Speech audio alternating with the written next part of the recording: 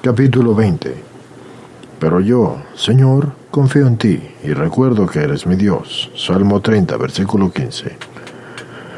Partimos pues, tan contentas, que no nos cabía el corazón en el pecho sin saber por dónde debíamos ir, las dos solas, pero nos sentíamos más acompañadas que siempre. Las hermanas, llenas de compasión, nos hicieron muchas provisiones para el viaje. Al ferrocarril fueron a sacarnos el padre secretario del arzobispado y el director de instrucción pública. En la despedida yo pude notar la compasión, o algo muy desconocido, que sentían al vernos partir. Encontramos, aunque con alguna demora, buena embarcación en Calamar. El capitán era muy formal y en general todos nos atendían y consideraban, sin acertar a calcular cómo es que íbamos a entrar en Uré. Propiamente nos tenían lástima y navegamos todo el día, estando en aquel estrecho buque muy en comunicación con aquel montón de hombres que nos trataban, como digo, muy caballerosamente, pero que dejaron comprender muy pronto que eran hombres sin fe y de pésimas costumbres. Los dos a quienes íbamos recomendadas resultaron quizás los peores. Todo fue pues bendición hasta Ayapel. Ahí nos alojamos en la casa del Señor, a quien habíamos sido recomendadas en Mangangue, que era don Gabriel Miranda, y su señora nos recibió muy bien, y fue toda para nosotras. Así que no tardaron las señoras en visitarnos, y apenas volvíamos del asombro al considerar lo que nos decían. Y veíamos de atraso en una población de gentes acomodadas y civilizadas, hacía 10 años, que ellos no tenían sacerdote. Tenían una iglesia desde el tiempo español, pero solo servía para la fiesta anual del patrono, que se hacía de un modo pagano, quemando velas de esperma alrededor del santo en una borrachera constante. Así que nadie sabía rezar. La iglesia era una nave desmantelada, sin altar y sin nada. En el medio había como un morro alto y grande. Así que preguntamos qué era, y nos contestaron que esa era la esperma que caía en las fiestas del santo patrono. Era imposible creer esto, pero la hermana se agachó y arañó el morro, y encontró que sí era de esperma, pero el polvo la había cubierto del todo, porque se veía como de tierra. Pero entonces, ¿cómo podía explicarse la formación de esa mole? Fácilmente nos dijeron, cada año todos traemos muchos paquetes de velas. El que más traiga es el más devoto del santo. De modo que, a porfía, todos queremos superarnos, y las quemamos teniéndolas encendidas en la mano y dando vueltas alrededor del santo que se coloca en el medio. Naturalmente que la esperma que cae en un año se junta con la de los anteriores, y así ha venido a formarse esta mole de esperma. ¿Y por qué no la limpian cada año? Pues porque no hay quien, me replicaron. Y esta era toda la religión de Ayapel. Dios mío, qué desolación tan terrible. ¿Y cómo hacen con los enfermos y los que mueren? No contestaron nada. Y después con frialdad dijeron, los enterramos. ¿Y no piensan en confesarse? Aquí, si dicen que se confesaban algunos cuando iban a morir, cuando había padre, sí lo hacían. Esa fue la respuesta. ¿Y ahora? Pues nadie dice nada. Ay, Dios mío, qué cúmulo de almas perdidas y tan dóciles. Con la garganta anudada por el dolor, yo seguí interrogando. ¿Y el matrimonio cómo lo hacen? Aquí no se casan, me dijeron. ¿Y entonces qué hacen? Pues se juntan cuando quieren. ¿Y no hay matrimonio? Sí, los antiguos, pero es lo mismo que nada, porque las mujeres castigan a los maridos, y todo es así. ¿Qué pensaría yo al saber, además, que había varias poblaciones en peor estado? Con muchísima lástima nos miraban en Ayapel, y Gabriel, el señor de la casa, me decía que solo había hecho un viaje a Uré, y que siendo un andarín de primera clase, se estremecía de pensar en tal aventura. Sin embargo, no nos desanimaba, sino que con toda caridad nos ayudó a preparar el viaje que de ahí en adelante debía de hacerse en canoa. Gabriel se encargó de arreglarnos la salida, y para ello tuvo que tomar sin permiso de sus dueños unos burros para sacar nuestro equipaje a Marralú. Celebramos mucho esto porque jamás habíamos visto que cosas de esa clase se hicieran, pero las gentes lo veían como una cosa de todos los días.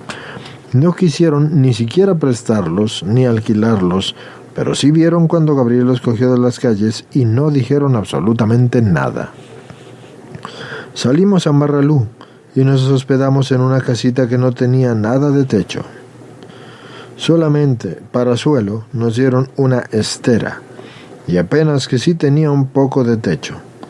Así que ahí pusimos nuestros toldillos y nos quedamos instaladas. Era un caserío pequeño de negros y era su escasez casi miseria. De modo que tuvimos malos días en lo de la alimentación, pero con creces el Señor nos dio ahí algo mejor que la comida abundante, porque desde la primera noche yo llamé a unas niñitas para enseñarles algo, y tras esas se arrimaron otras muchas. Así que comencé por hablarles de la Virgen, y oh dolor, porque jamás la habían oído mentar. Completamente estaban en el obscuro del cielo, del infierno y de todo. ¿Quién es Dios? ¿Quién sabe? ¡Qué respuestas, Dios mío! Ve aquí, le dije a la hermana. La manera de pasar los días, qué tarde así en llegar nuestro conductor. Así pues, enseñando estas gentes, nosotros vamos a tener bastante. Un día estábamos con un número crecido de niños y les estábamos mostrando una estampita de la Virgen, cuando vimos que un hombre a cierta distancia les hacía señas a las niñas y ellas salían atemorizadas. Así que fui a preguntarle al hombre por qué me retiraba a los niños, y me dijo con una profunda seguridad: «Porque usted es una hechicera». «¿Y cómo lo conoce?», le dije. «Porque por estos garabatos que le hace a los muchachos en la cara», me contestó. Pues el hombre había visto cuando nosotros persinábamos a los chicos. Así que cuánta ignorancia, Dios mío, y qué dolor no poder abarcar todas las almas bajo la acción misionera. Bueno, ahí estuvimos 2 días, al cabo de los cuales llegó nuestro mercader, pero nos dijo que ahí se demoraría vendiendo 2 días más por lo menos. Pasados esos 2 días, subimos a aquella canoa con nuestros conductores completamente desconocidos. Pero, ¿qué digo? Si íbamos en manos de Dios, si nuestra canoa era la providencia de Dios. De modo que al entrar, nos dijeron cuál era el sitio que nosotros teníamos que ocupar, atrás, en la parte posterior de la canoa. El puesto igual era adelante, pero estaba ocupado por el dueño, que sin cesar estaba leyendo novelas, y él medio así por los víveres, y también por los bogas. Ese tenía que ser el puesto de cada uno por muchos días, y el río iba a ser nuestro camino constante. El señor Villacol, que era nuestro jefe, tenía la obligación de mantenernos según el contrato hecho, pero él se haría cargo de que el hambre también nos mantuviera, porque nos daba 2 racioncitas de arroz y 2 poquitos de café negro cada día. De modo que nosotros probamos lo que era la verdadera hambre, porque en aquellas laderas nada se encontraba sino lo que llevaba el señor Villacol. A él nosotros le hubiésemos podido comprar, pero no era posible prepararlo, de modo que no hubo más remedio. Y no era esta la peor dificultad. Como el señor Villacol iba vendiendo así cosas, había que enterarse por todos los caños que en Bolívar son un sinnúmero que dan al San Jorge para ir a los caseríos del interior, en donde habíamos de guardar que vendiese su ron y demás cosas.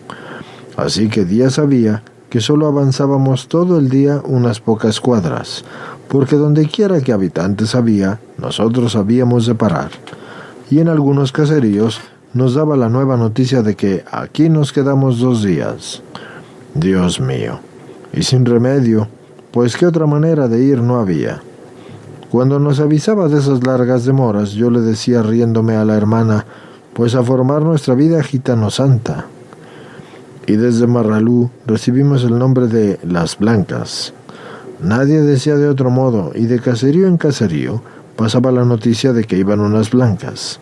Nada más triste que los lamentos de las niñas de Marralú, cuando al vernos partir nos gritaban desde la orilla: «No se vayan, blancas, aquí tenemos arroz, pa' usted». Blancas, ¿por qué se van sin enseñarnos esa Virgen del Cielo, eh?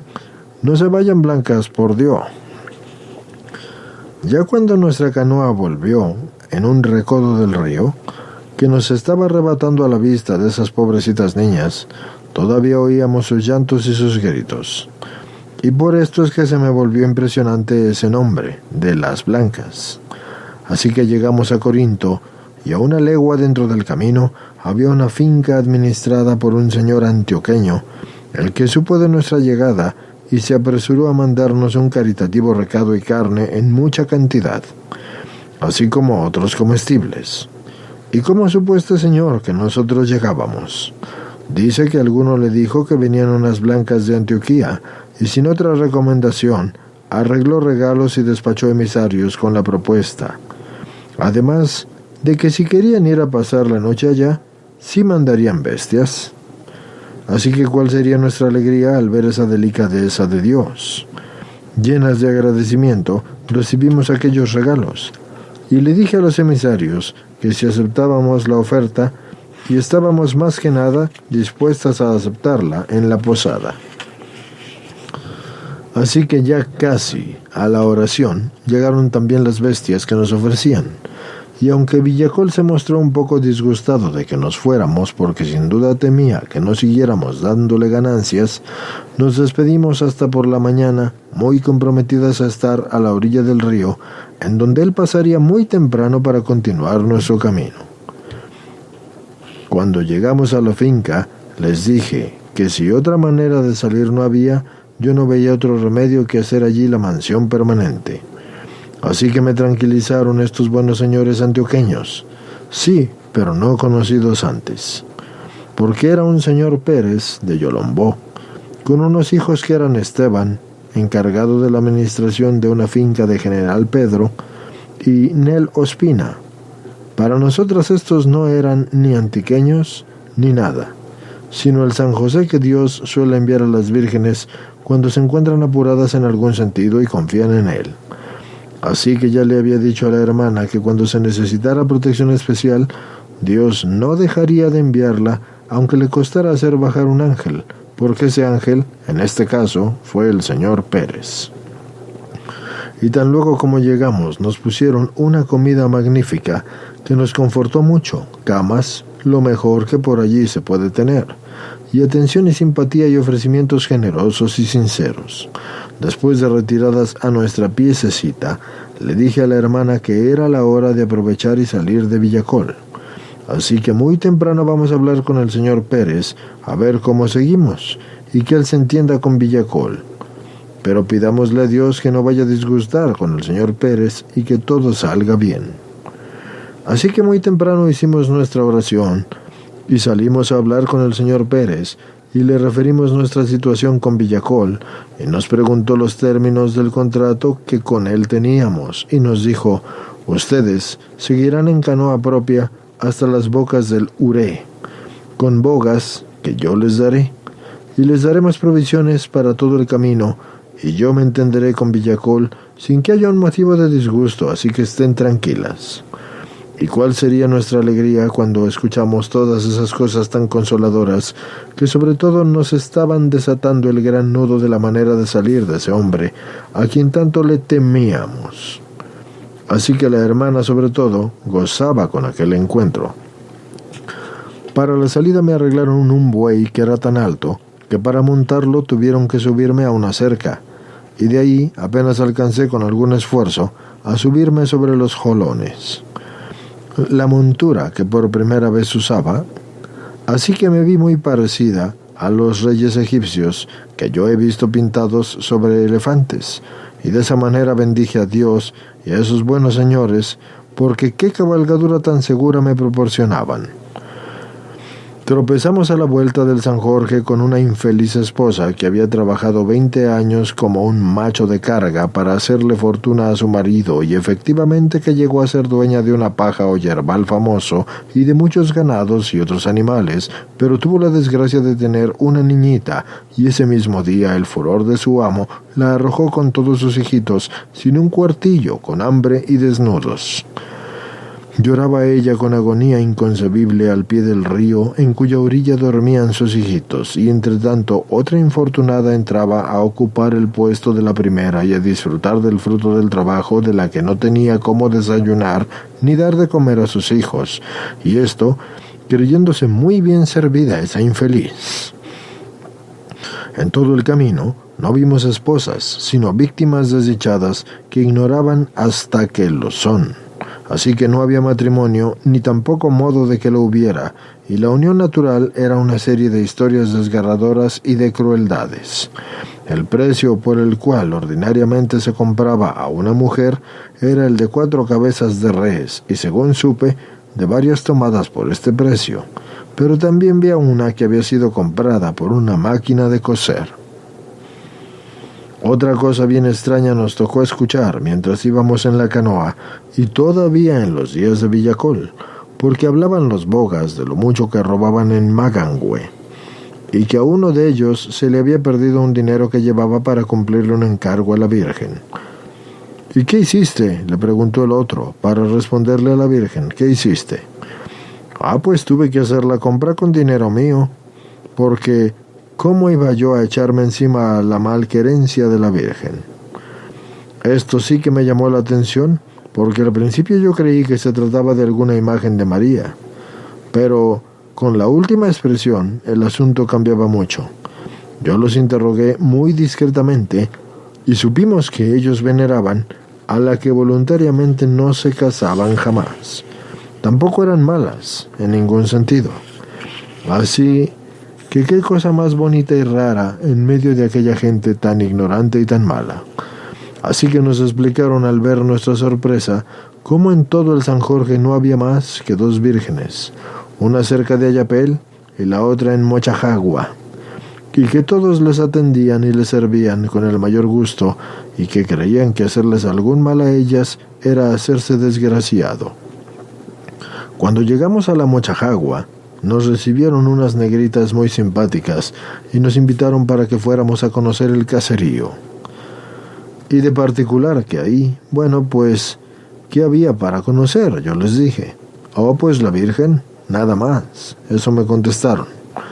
Vamos pues a ver a la Virgen, les dijimos, y nos llevaron a la casa de una mulatica de Cáceres.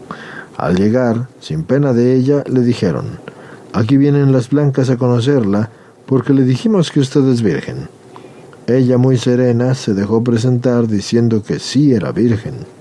Así que le preguntamos por qué no se había casado, y contestó que porque ella no había querido. Cuando vivió en Cáceres, hacía mucho tiempo, había oído hablar de muchas cosas religiosas y hasta creía haber hecho la primera comunión. Lo cierto es que sí era lo mejor del pueblecito y que era misericordiosa con los enfermos. Toda la gente de San Jorge vivía como una pagana, pero eran bautizados, es decir, que había la costumbre de ponerles el agua a los niños, y cuando por motivos de alguna fiesta iban sacerdotes a las poblaciones de abajo, sobre todo que bautizaban, pero su vida pagana no tenía por esto una alteración, ni tampoco modificación alguna. Así que llegamos al fin a las bocas del río Uré, es decir, al sitio donde éste desemboca con el San Jorge. Aquel sitio es un infierno, y de cualquier modo que se le quiera considerar es un infierno, porque en el río se produce allí la caída del Uré, y una vuelta que da el cauce del río, y hay un remolino tan espantoso y fiero que con eso espanta el solo el verlo, y es como un enorme vórtice que infunde pavor, porque las aguas parece que hirvieran, y los caimanes más grandes de San Jorge son quizás los habitantes de ese torbellino. Así que encontramos allí, en las bocas, a unos ingenieros antioqueños que andaban buscando caminos para el ferrocarril troncal, pero casi no tuvimos alientos de alegrarnos ni de hacerles pasaje. Ellos, sin duda al vernos tan aniquiladas o tan serias, tampoco se hicieron los muy amigos, y sin embargo sí tuvieron la generosidad de enviarnos al toldillo algunos potes de rancho que al otro día constituyeron nuestras vituallas.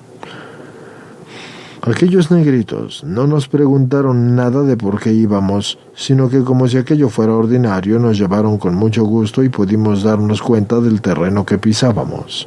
Se mostraban contentísimos con nuestra llegada, pero no se daban mucha cuenta de a qué íbamos. Pobrecitos, si no sabían que en el mundo había escuelas ni nada, que no fuera solo canoas y miseria. La llegada a Uré, si me merece la página aparte, los bogas estaban de dicha que no cabían, porque de hecho ya no mostraban su pueblecito con el dedo, porque les parecía lindo. Además, iban a ser los portadores de aquella rara visita, y naturalmente que iban muy contentos de su fortuna. Nosotras solo veíamos unos ranchos que en la medida de su fea apariencia se nos hacían queridos. Se nos ensanchaba el alma a medida que la canoa iba arrimando a la orilla o puertecito del Uré, y a medida que iba acercándose el puerto, iba llenándose de negros y de negras, casi todos desnudos de la cintura para arriba, tanto hombres como mujeres, y de niños completamente desnudos, pero todos tan negros, que oscurecían el borde del río de un modo apenas creíble.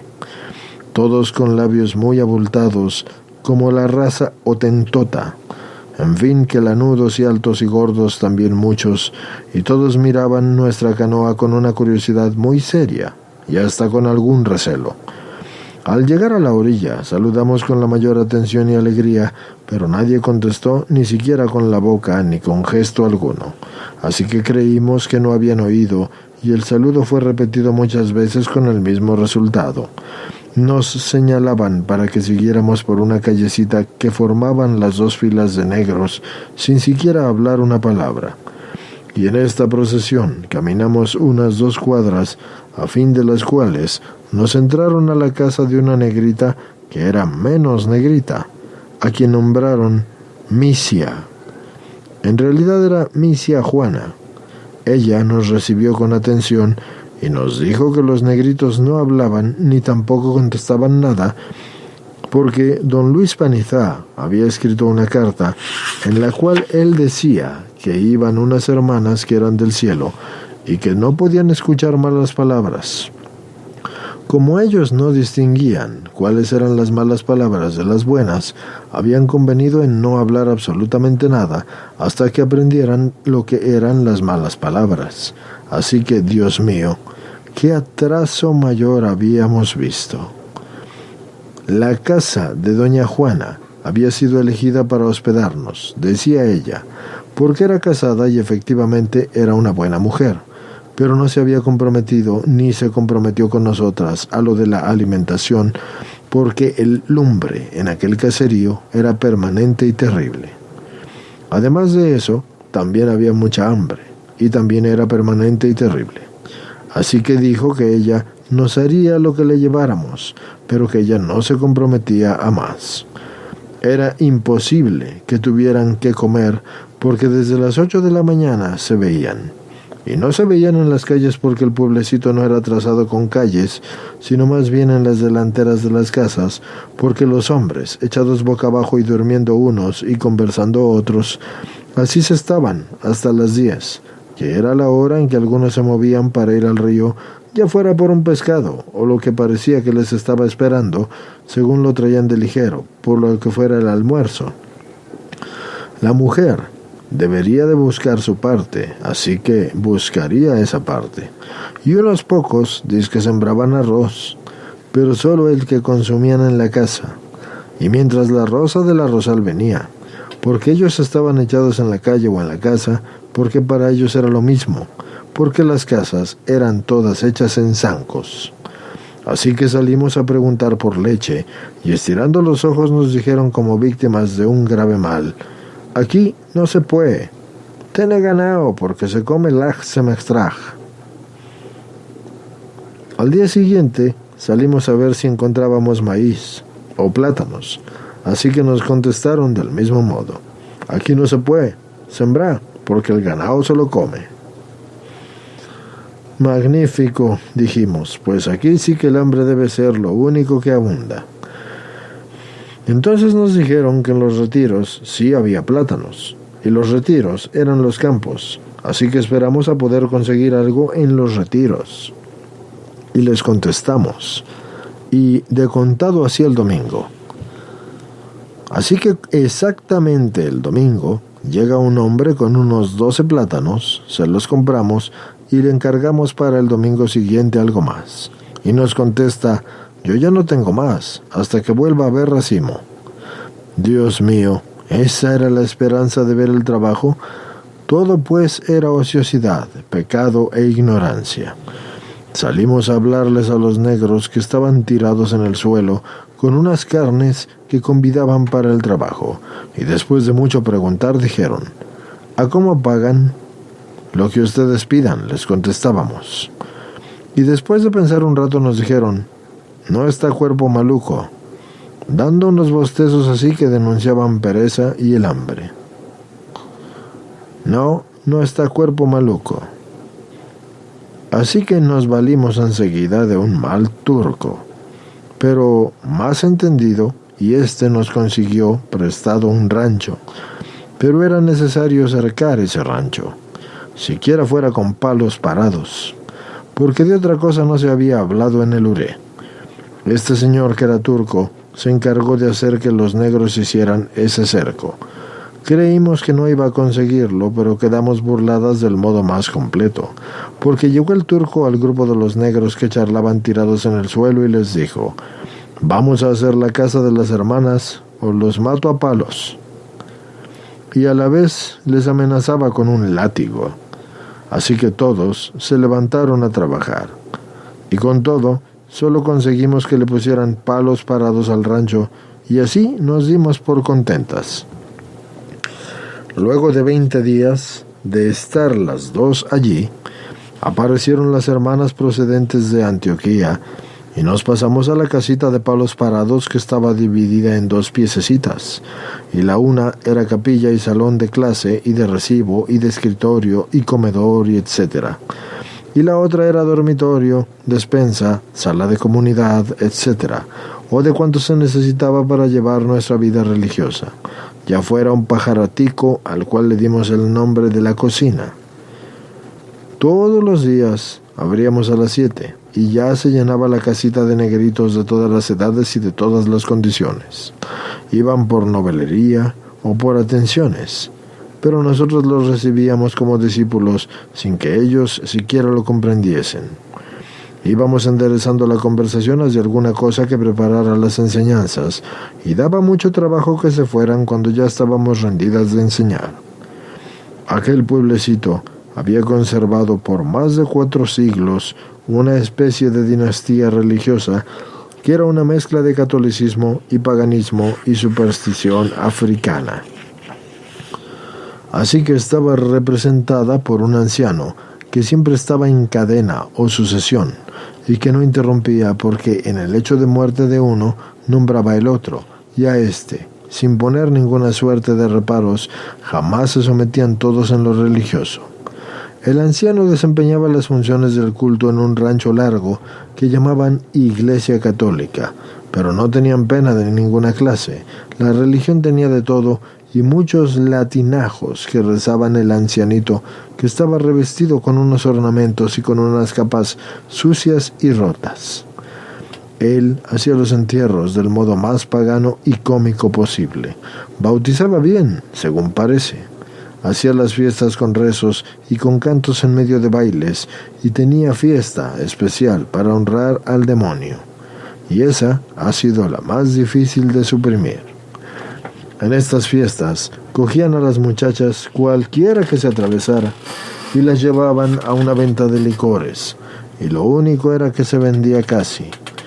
Le daban pues en prenda por el aguardiente que bebieran, y si después pagaban, estaba bien, porque devolvían a la muchacha, y si no, la muchacha se la quedaba el vendedor, y no valía que no supiera ni siquiera quién era la muchacha, porque ni tampoco sus padres la reclamaban. ¡Qué cosa más odiosa, Dios mío! Años después de nuestra instalación en Uré, la Madre San José, no pudiendo contenerse porque le habían cogido a una discípula llena de santa indignación, se aventó y les arrebató a la niña. Y de entre el tumulto de las gentes que rodeaban aquel sitio y estaban vestidos de diablos, y ante la presencia de la hermana que estaba indignada, huyeron y dejaron el sitio solo. Esa fue la última vez que cogieron a una muchacha. Cuando fuimos, ejercía las funciones del culto el señor Hilario, que era un ancianito muy respetable por un aparato austero y venerable que había adquirido a fuerza de desempeñar tan terrible y desventajoso empleo, porque jamás se le pagaba nada, tampoco le daban tiempo para trabajar. Él vivía muy mal, pero sintiéndose muy honrado por ser el depositario de la religión y el culto de las tradiciones de su raza. Así que nada turbaba a este señor Hilario, ni siquiera su misma pobreza, porque estaba enseñando al miserable. Así de sencillo. Y también estaba enseñado de la misma manera. Estaba acostumbrado al pescado que su mujercita y anciana cogía todos los días. Tenía pues una paciencia invicta con las tropelías de los feligreses, y por esto nada le inquietaba. Fue uno de los primeros que nos visitó y que se atrevió a hablarnos después de que yo le hice saber que podían hablarnos y que les íbamos indicando las palabras malas para que no volviesen a decirlas. Ah, pobrecitos. Era sencillo y era delicado también con nosotras. Me manifestó lo muy contento que estaba con la llegada de las hermanas, porque le parecía que eran de la verdadera ley de Dios, y que él sufría mucho porque allá, de pronto, iban unos sacerdotes de la ley mala. Después averigüé que los últimos padres que habían estado ahí eran buenos sacerdotes, y que fue que les enseñaron que los 8 días anteriores de la Inmaculada no eran días de fiesta, sino que más bien eran de guarda.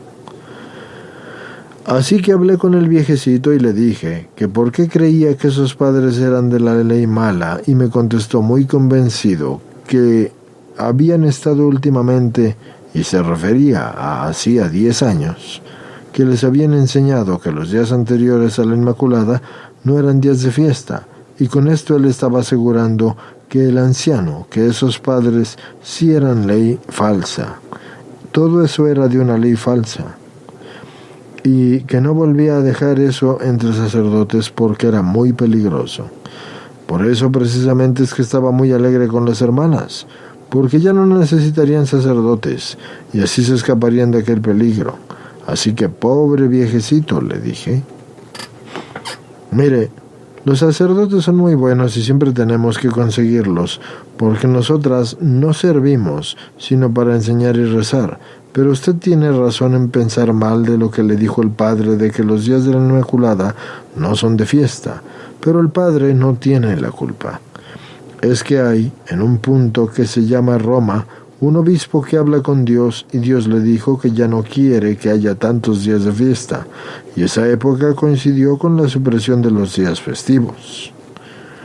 Y por eso, este obispo le mandó a decir al arzobispo de Cartagena que le enseñara a las gentes que hay ya muy poquitos días de fiesta, y ya ve como el padre sí tenía razón. El viejecito, casi llorando, oía esto para él, y era un desastroso noticial, porque la noticia era desastrosa para él, pero aún así creyó, perfectamente creyó, y exclamó: ¿y qué hacemos pues con los días de la pura y la limpia?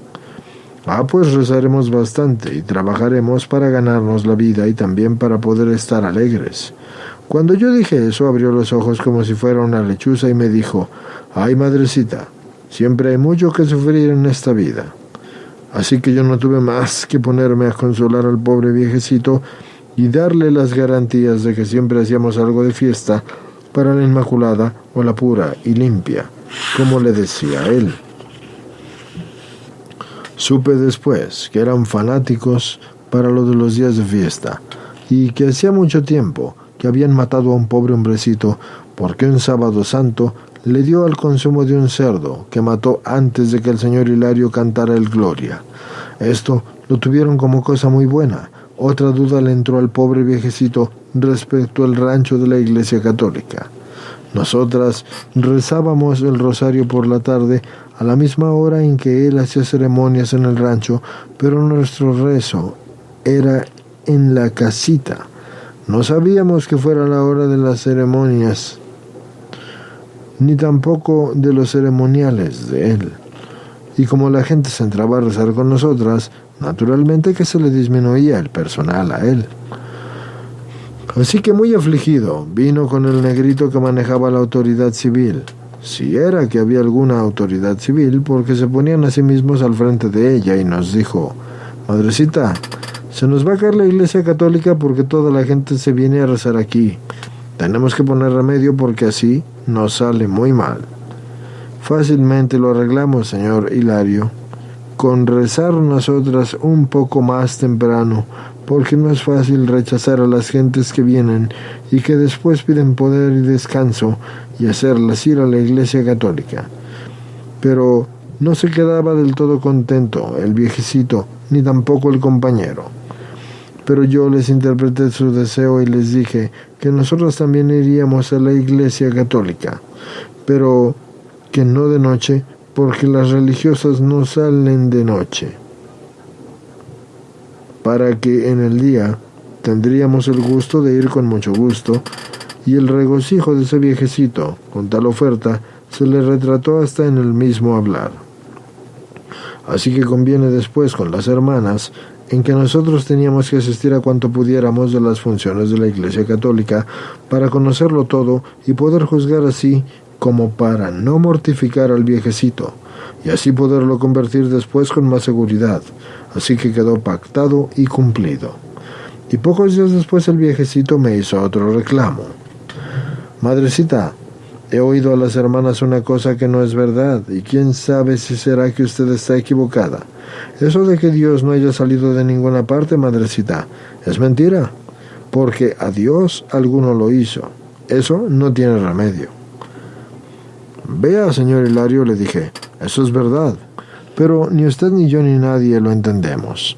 Por eso, cuando se le vuelva a venir eso a la cabeza para hacerlo sufrir, diga: Dios mío, yo creo lo que creen las hermanas, y déjese de pensar en sufrir. Y diga: Dios mío, yo creo en lo que creen las hermanas. Y de nuevo deje de pensar, y va a ver entonces cómo no sufre. Muy docilito me contestó que sí. Y pensé, después que ese viejecito ya no tenía oportunidad de instruirse, porque su profesión lo ponía fuera de nuestra acción, por decirlo así. Y entonces le dije, en la mayor facilidad accedió, y todos los días llegaba a tiempo de clase. Le dije: Señor Hilario, usted es sacerdote de Dios, nosotros somos hermanas de Dios. Lo más correcto es que todos los que somos de Dios comamos en la Santísima Mesa. Por consiguiente, usted debe venir a comer todos los días aquí, y de aquí se lleva el plato para su mujercita.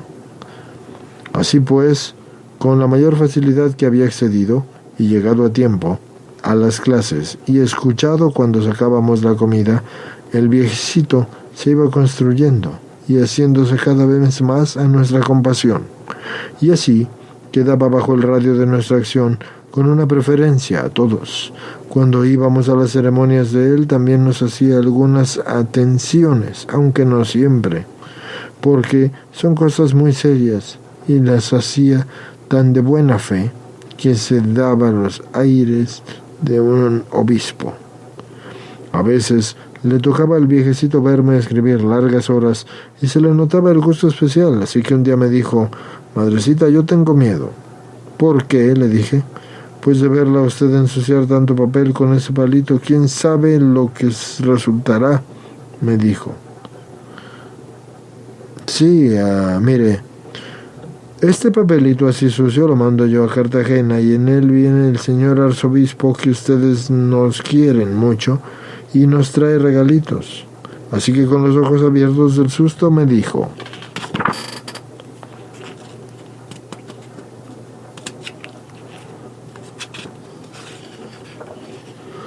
¿de modo que ese papel reza lo mismo que ese misal? Exactamente, señor Hilario, tranquilícese. Entonces, madrecita, ¿usted por qué no nos dice la misa? Porque yo no puedo, soy una mujer, le contesté, y las mujeres no somos sacerdotes, y ellos son los únicos que pueden decir la misa. Ah, pues era mejor la misa suya, me contestó, y dejé la cosa, porque yo no le vi objeto en persuadirlo así de lo contrario. Entonces, por lo pronto, así se quedó todo. El pobre del señor Hilario, decíamos, pero ya es un bienaventurado al día de hoy, y al morir ya cristiano y completo después de recibir todos los sacramentos, fueron a proponerle el nombramiento de sucesor y dijo, no, ya no se necesita, porque la religión verdadera la tienen las hermanitas y ellas lo salvan, entonces ¿para qué más? Así que llamó a las hermanas y les entregó las llaves de la iglesia y cuantas cosas relativas al culto manejaban, y guardaba muy discretamente. La misión se estableció en Uré con una misericordia grandísima, y el sacerdote no fue sino hasta el año. Largo hacía estarse como por unos 15 días. Cuando llegó ya encontró cristianismo verdadero, y después entonces siguieron entrando con un poco de más frecuencia, hasta que ya han tenido el sacerdote constante. Cuando fui, 3 años después, pude contemplar lo más bello del mundo, porque estaba el padre Patricio repartiendo el copón de las hostias. Cada día un pueblo lo recibía, y eran quizás 3,000 paganos o más que se habían hecho cristianos de una pieza.